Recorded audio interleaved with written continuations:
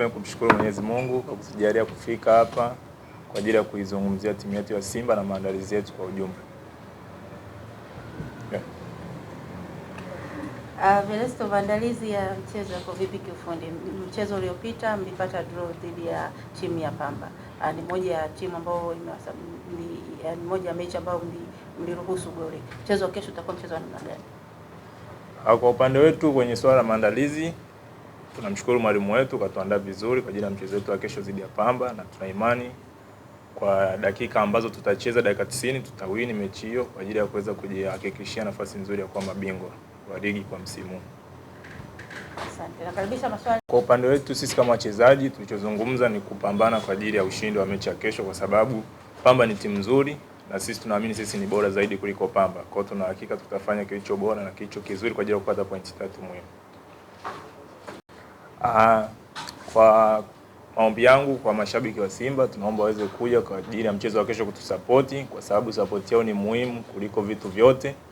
Tuna imani tukiona support yao tutaweza kufanya kilicho bora kwa ajili ya kuwapatia furaha, na tuko kwa ajili ya kuwapambania wenyewe na timu kiujumla. Shukrani sana. Wali asubuhi. Hali ya kwanza niseme tunashukuru Mwenyezi Mungu tumefika salama. Tunashukuru tumeweza kuwasili vizuri kabisa kujiandaa na mchezo wetu wa kesho. Kwa hiyo sisi kama wachezaji tumejipanga kutekeleza kile tulichofundishwa na benchi la ufundi. Kwa hiyo naamini mpaka kesho mechi itakuwa vizuri.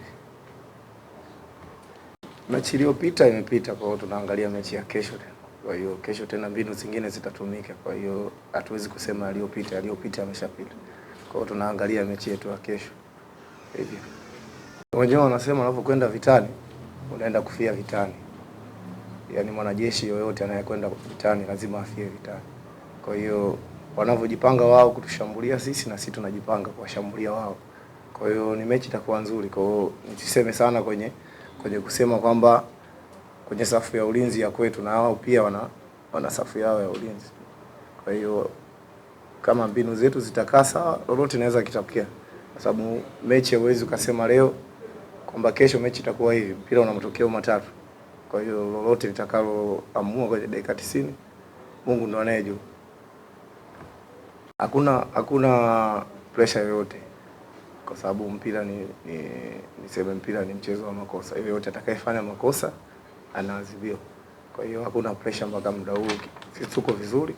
Naamini kesho tutakuwa vizuri zaidi, mechi itakuwa nzuri. Mashabiki wa Pamba huwa nikiwa nawaomba kwamba waje kwenye mechi zetu kutusupport, kwa sababu hii ndio timu yao, hakuna timu nyingine ambayo ipo Mwanza. Kwa hiyo tunaomba support yao kubwa, waendelee kutusupport mpaka pale ligi itakapotamatika. Ili kuwa mwanafamilia bora wa Global TV, usisahau kusubscribe, like, kushare na kucomment.